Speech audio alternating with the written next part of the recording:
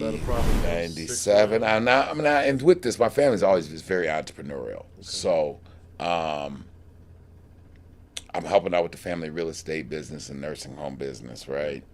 Right. We're doing that. Um,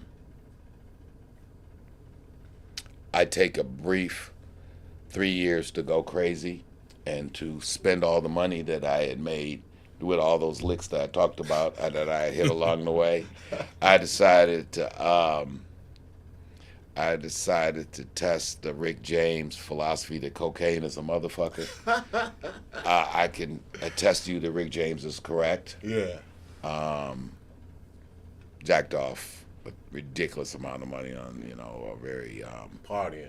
dark period. Yeah, I mean it was fun till it wasn't. Yeah, yeah. It was fun. It was fun till it wasn't. Age old story. Yeah, it was fun till it wasn't. Yeah, when it was fun, it was really really fun, and then when it wasn't, it really really wasn't. But anyway, so Didn't you buy a property on 7 Mile? oh, we're gonna So- get there. We're gonna get there. Oh, okay. Okay. We ain't even got. We about at halftime now. Mm. Yeah. So And okay. Lou was there. Lou was around. We about to get there. So Oh, yeah. so let's say from 98 now Uh-huh. to '02, we're in a blur of a party that's gone crazy. By the end of '02, with the grace of God, and the reality that I've just like, wow, you've just sniffed and smoked up like $1 million, dude. What the fuck? Wow.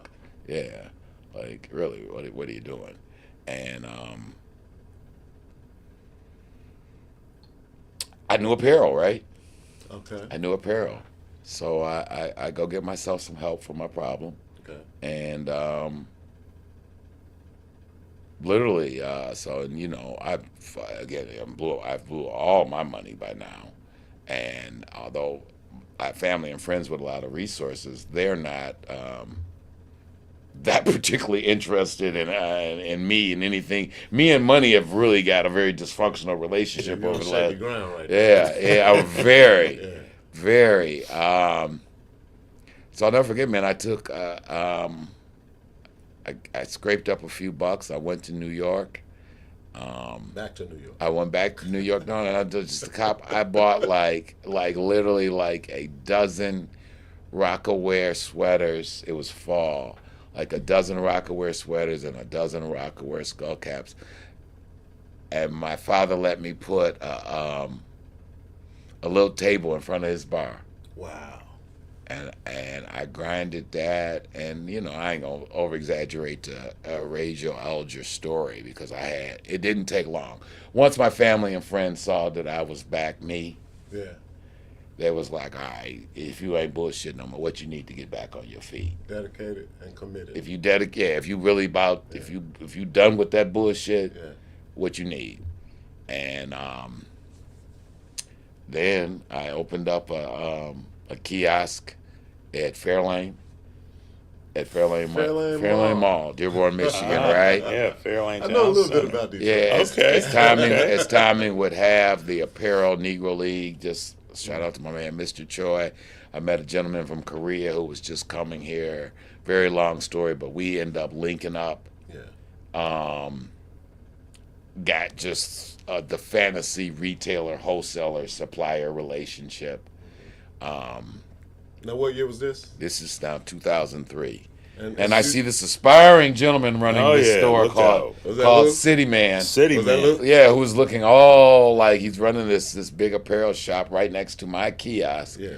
And I'm watching the dedication he's got for it, and I'm seeing that these other immigrants trust him with the whole store. And I was like, one day I'm gonna mess with that guy. He could be on my team. We go from the kiosk, we go get another store in Fairlane, a kiosk on the first floor of Fairlane, and a full inline store on the second floor. We continue doing the Negro League throwback jersey thing. That was a nice. I wasn't gonna. It was more than a stack. It was more than a snack, but maybe not a lick.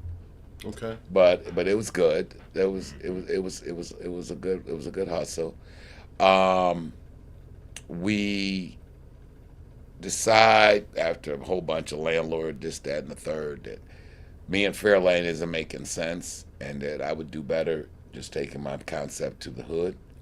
you know, and we moved out the mall, moved on West Davison, on the Okay. west side of Detroit, Yeah, right? yeah, in the And hood. in between that time, In the hood, me and yeah. another brother, for a bunch of internal apparel reasons, I basically needed his contact on a particular line of clothing, and the only way I could get it was to put him in business. So I opened up a store. Shout out to Vinyl Davis. Big up, Arno. Fair change ain't no rock. Yeah, I set this brother up with a store so I could get his plug on a particular line of clothing. Wow. He got How'd that work out?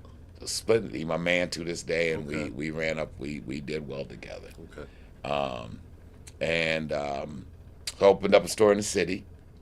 Hall of Fame Apparel. It was the same concept. It was at Fairlane. Just moved it to the city. Lou introduced me to some gentlemen by accident from the Middle East community. Yes. The Middle Easterners. Shout out to Sam and Nino. And there was this thing going on with some backdoor Nikes and Jordan thing. Yeah. Same. Same. That era. And we did hit a lick on that. Okay. I mean, you know, I look back, it really distracted me from regular retail. But what the Godfather say, I make no apologies. This is the life I live. You know. You had more Nikes in Foot Locker themselves. Yeah, I did, In the same shopping and complex. was probably making more money than the local Foot Locker, which became a All day, problem. every day. Which became a problem. But before that story ends, we end up. It's working. So we expand the concept. We come down to Atlanta, open up a store down in Union City. Open up another shop in Stone Mountain. Okay. So we got Union City, Georgia, Stone Mountain, Georgia, Davison in Detroit, Dexter in Detroit. It's working. 4 locations. 4 locations. It's working. And a wholesale distribution of these sneakers that is quite impressive. And I've become drunk with money and blind. And the season would change. Authorities would take a very hostile approach about my Middle Eastern friends and our activities and the authenticity of our sneakers and where we were getting the inventory from. And the money had got really, really big. So you found yourself at odds with the law. Oh, serious misunderstandings with law enforcement. And stores were coming, merchandise was getting confiscated. Now, fortunately for me, as this was happening, I truly was personally exhausted with being in the apparel business. So God is so good. I had, as this is all unraveling, I had started making, I closed the store in Union City so I could focus on the one in Stone Mountain that was making all the money. Then I ended up selling that store to some African gentlemen from Senegal. I sold the store on Dexter, let Vinyl buy me out. Told him, he looked at me like I was crazy. I was like, I'm out, man. I don't want to do this. And plus, I'm right around the block from you, and it's not right.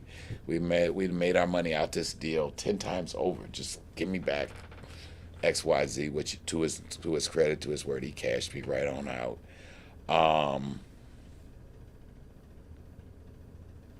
Lou was running the store on Davison, and that store had got hot. Like the authorities were, like we were high on the radar of the authorities concerning that business.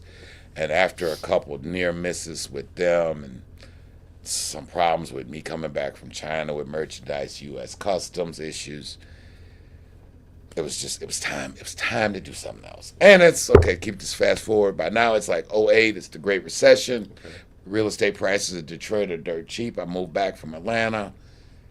I'm done with that. I buy some properties, piggyback off, get some contracts from my mom to do prisoner reentry. So we're back 100% legit.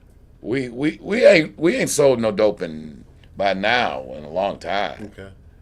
You know, probably by the time the Negro Leagues, by the time I meet Lou, my working for my pops was about done. Okay. Gotcha. Yeah. I had enough other stuff enough others.